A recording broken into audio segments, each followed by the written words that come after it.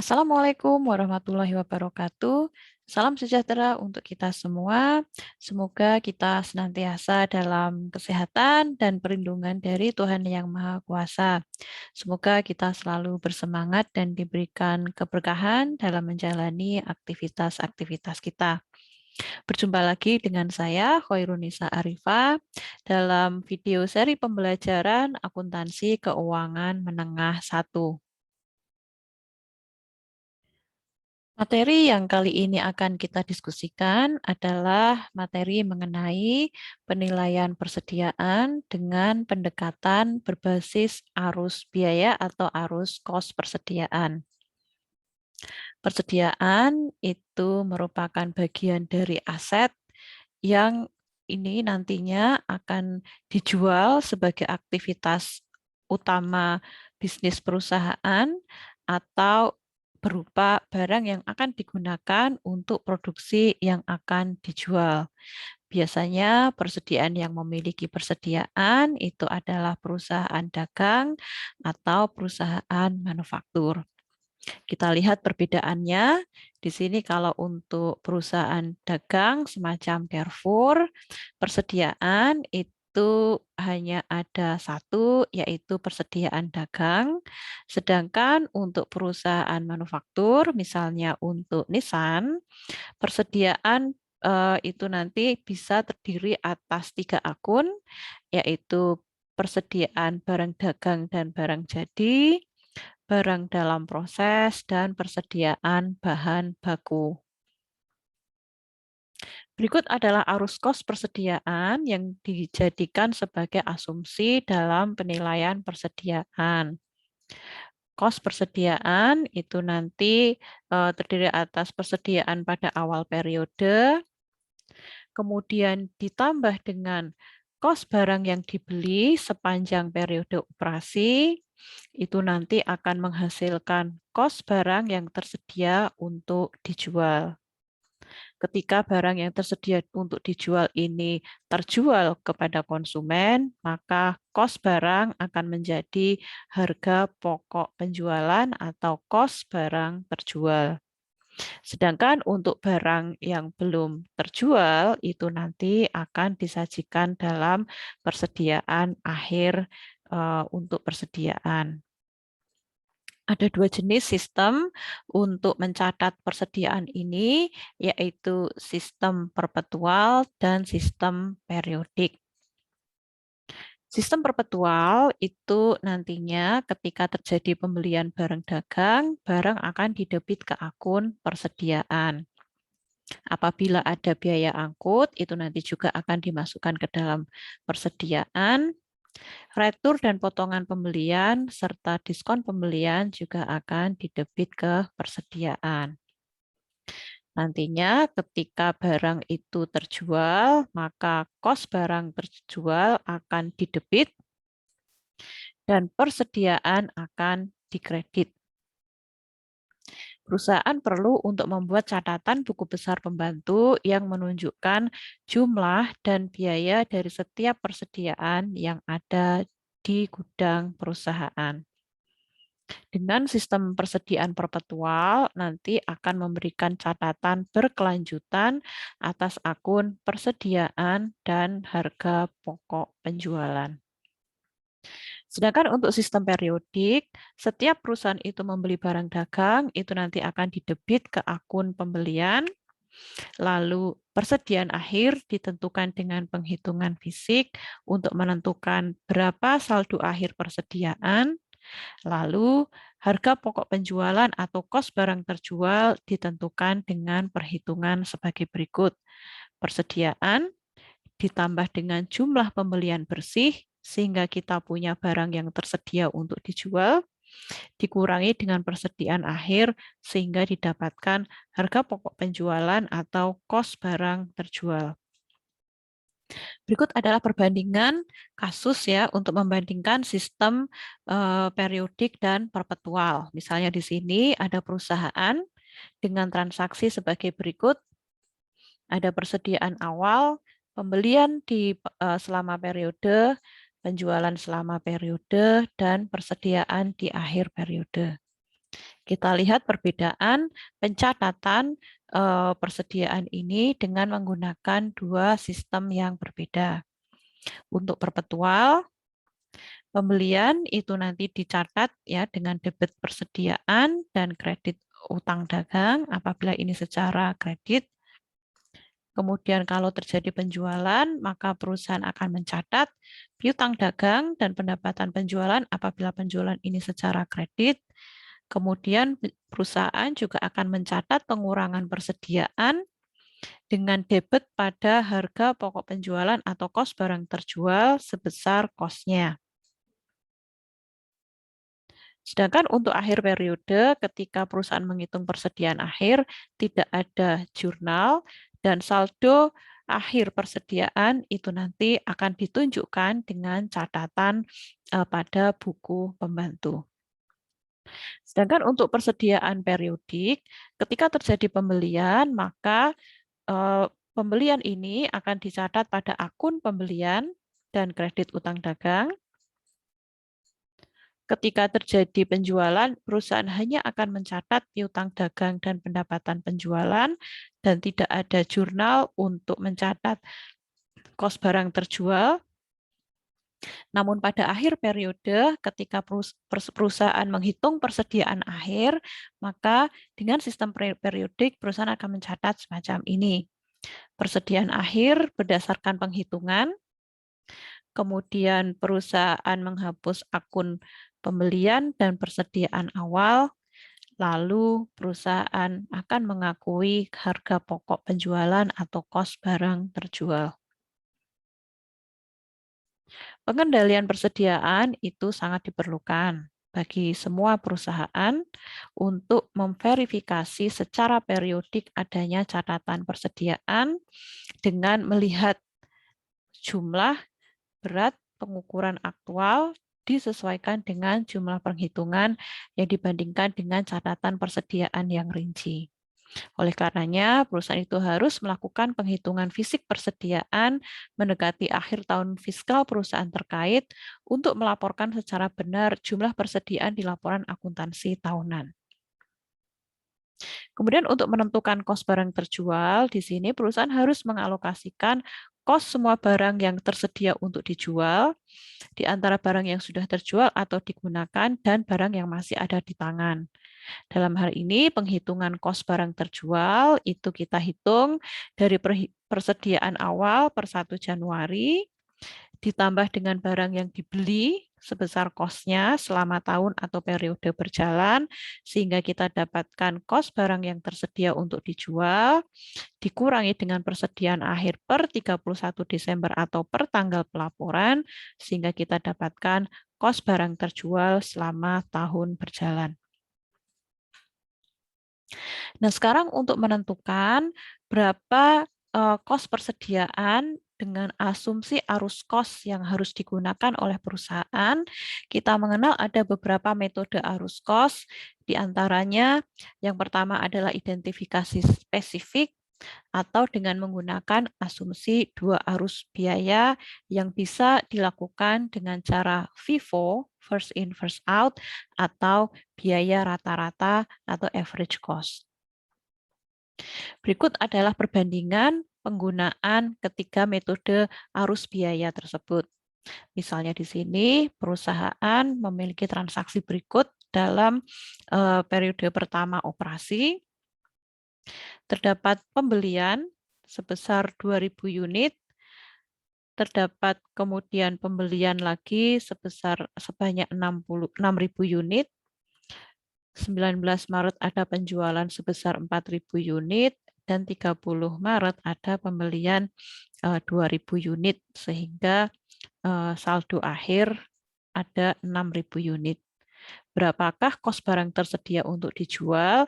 Kita lihat persediaan awalnya 2.000 unit dikalikan 4, kemudian total pembeliannya ya dari 6.000 dikalikan 4,4 dan 2.000 dikalikan 4,75 sehingga kita dapatkan barang tersedia untuk dijual sebanyak atau senilai 43.900.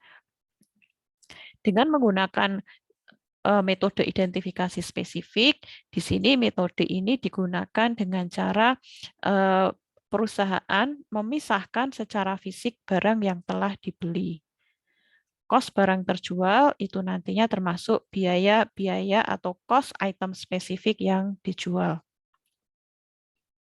Biasanya metode identifikasi spesifik ini digunakan untuk menangani item persediaan yang relatif kecil secara kos dan barangnya itu mudah dibedakan.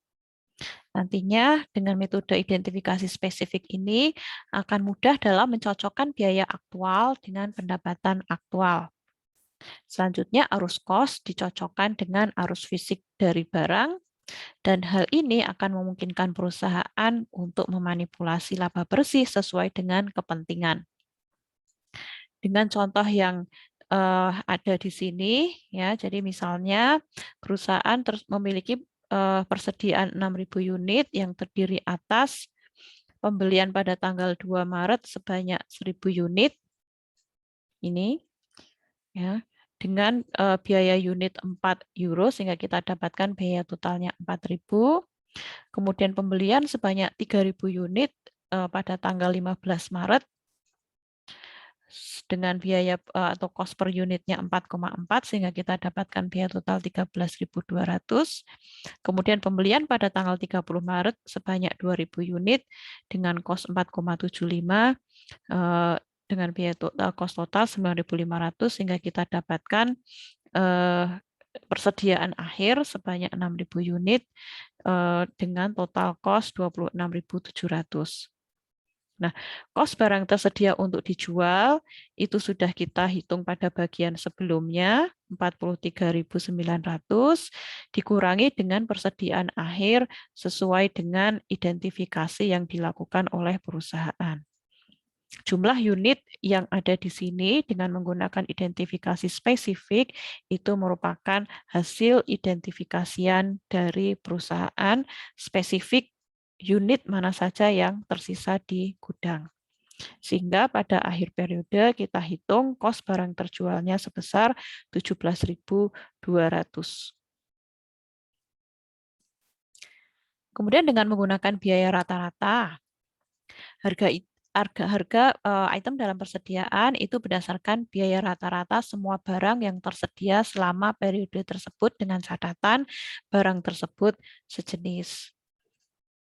Kemudian dengan biaya rata-rata ini akan memungkinkan perusahaan untuk tidak melakukan manipulasi laba, namun mengukur aliran fisik tertentu dari persediaan sangat sulit atau tidak dimungkinkan karena semua kos yang terjadi itu nanti akan dirata-rata sebagai kos persediaan. Berikut dengan menggunakan metode rata-rata, dari total semua pembelian yang terjadi ya sampai dengan persediaan yang tersedia untuk dijual, perusahaan akan menghitung berapa kos rata-rata per unit. Dari kos total persediaan dibagi jumlah barang tersedia dijual, kita dapatkan kos rata-rata per persediaan itu adalah 4,39. Nah, angka 4,39 ini yang digunakan untuk menghitung persediaan akhir 6.000 unit. Kita dapatkan persediaan akhirnya 26.340 yang kita kurangkan dari kos barang tersedia untuk dijual, sehingga kita dapatkan kos barang terjual senilai 17.560.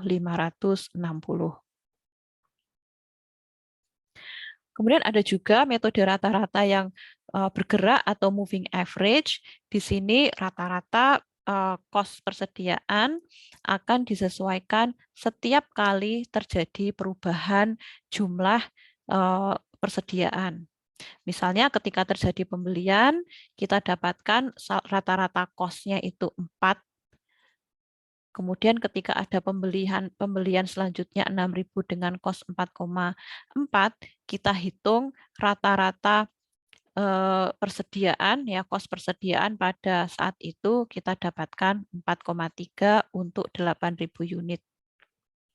Pada 19 Maret ketika terjadi penjualan, maka Kos barang terjualnya yang terjual itu kita ambilkan dari hasil penghitungan rata-rata per tanggal tersebut sehingga kita dapatkan kos barang terjual itu sebesar 17.200. Dan selanjutnya kita hitung lagi dari saldo atau sisa persediaan yang ada, kita hitung kos rata-ratanya. Demikian pula ketika terjadi pembelian selanjutnya di tanggal 30 Maret, kita hitung kembali berapa kos rata-rata setelah dibagi dengan jumlah persediaan yang baru. Nah, di sini dengan metode rata-rata bergerak, kita melihat kita dapatkan saldo akhir untuk persediaan senilai 26.700. Selanjutnya metode first in first out atau FIFO. Di sini kita mengasumsikan bahwa barang yang dijual atau digunakan itu berdasarkan urutan pembeliannya, sehingga nantinya kos barang yang dijual atau digunakan itu berdasarkan urutan kos yang pertama kali masuk. Dengan FIFO itu nanti kita bisa akan lebih mudah dalam memperkirakan arus fisik barang, dan persediaan akhir yang dilaporkan itu mendekati nilai atau biaya atau kos persediaan yang ada di pasar saat ini. Namun FIFO nantinya tidak dapat digunakan untuk mencocokkan kos saat ini dengan pendapatan saat ini dalam laporan laba rugi karena kos yang digunakan itu adalah kos yang pertama kali ada dalam pembukuan. Berikut adalah contohnya ya. Jadi di sini untuk misalnya menggunakan sistem persediaan periodik, kita tadi sudah menghitung saldo akhir ya, jumlah akhir persediaan itu ada 6.000 unit, itu nanti terdiri atas 2.000 unit itu menggunakan unit cost yang terakhir kali masuk 4,75, dan yang 4.000 unit itu nanti menggunakan unit cost yang selanjutnya 4,4, sehingga kita dapatkan nilai persediaan akhir sebesar 27.100. Nah, sehingga di sini kita dapatkan kos barang terjual sebesar 16.800. Sedangkan kalau misalnya perusahaan menggunakan sistem persediaan perpetual, maka setiap kali terjadi pembelian atau penjualan, kita urutkan ya mana yang lebih dahulu masuk, itu yang akan lebih dahulu dikeluarkan. Jadi misalnya di sini tanggal 2 Maret ada pembelian 2.000 dengan kos 4 per unit. Kemudian di tanggal 15 Maret ada pembelian 6.000 dengan kos 4,4. Jadi kita punya dua jenis persediaan dengan dua kos yang berbeda. Maka ketika terjadi penjualan sebanyak 4.000 unit, maka yang 2.000 unit itu diambilkan dari saldo barang yang pertama atau kos persediaan yang pertama. Kemudian yang 2.000 unit itu diambilkan dari kos barang berikutnya. Sehingga kita dapatkan di sini total kos barang terjual itu sebanyak 16.800 unit. Nah, sehingga ketika pada tanggal 30 Maret itu kita beli kembali, ya kita beli lagi sebanyak 2.000, maka saldo yang ada di gudang saat ini itu adalah terdiri atas 4.000 unit dengan kos yang sebelum tanggal 30 Maret ditambah dengan 2.000 unit dengan kos yang muncul pada tanggal 30 Maret ya, totalnya di sini 27.100.